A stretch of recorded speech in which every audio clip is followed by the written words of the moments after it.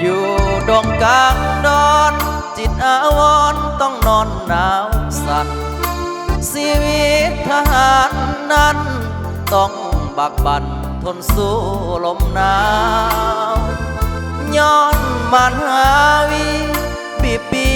พี่น้องสาวลาวเลือดของทหารทุกเหล่าจึงต้องเข้าหักษาแดนดินอยู่จอมภูดอยบ่ท้อถอยจากเสียงนาภูเลือดทหารต้องสู้ถึงภัยลูกเขตน้ำแดนดินบ่ให้น้ำตาพี่น้องต้องไหลลวงลิ้นถึงเลือดทหารจะสิ้นขอแผ่นดินเหล่านี้สิ้นมาใสสมบูรณ์กินข้าอยู่เป็นที่มันเป็นเมืองตั้งทับทินฐานเหล่าทหารเฮานั้นถึงผู้จะสูงหน้าผาทินนั้นจะสั่นข้ายังบอกเคยได้วันต่อหมู่มารผู้มาวีอยู่จอมภูผาลมพัดมาไม่กลัวไหล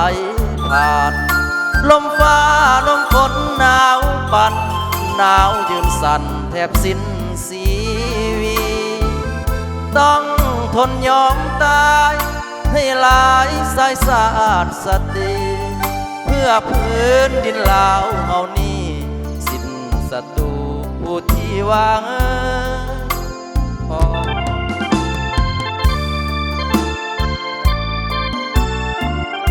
สวัสดีหลาย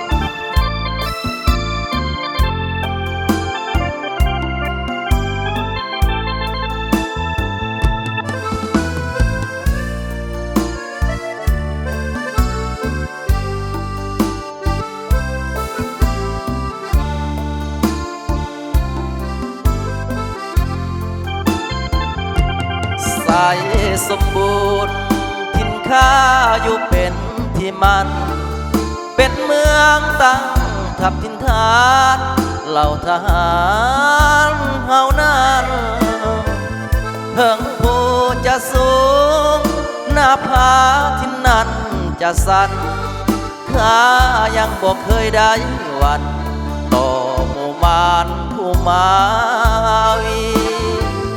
อยู่จอมภูผาลมพัดมาไม่กลัวไหลผ่านลมฟ้า